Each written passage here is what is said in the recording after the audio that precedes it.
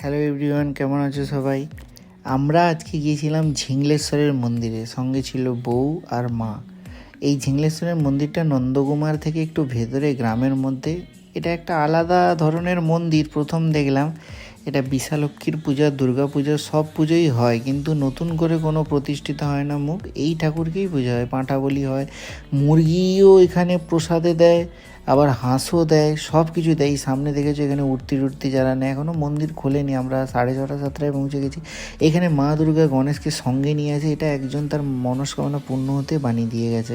সঙ্গে আছে পায়রা, যাদের মনস্কামনা পূর্ণ হয় তারা পায়রা ছেড়ে দিয়ে যায়। এখানে অজস্র পায়রা আছে, প্রায় 200-300-র ওপরে পায়রা আছে, তাদেরকে প্রতিদিন চাল খাওয়ায়, আর যারা ভক্তরা আসে তারাও খাওয়ায় বিস্কুট।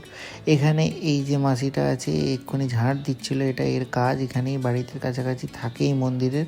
তো এই দেখো পায়রা সব চলে এসছে চাল দিতে। এখানে যে ব্রাহ্মণ আছে উনি চাল দিলেন, তারপরে আমিও বিস্কুট দিয়েছিলাম, বউও চাল দিয়েছিল, বিস্কুট দিয়েছিল।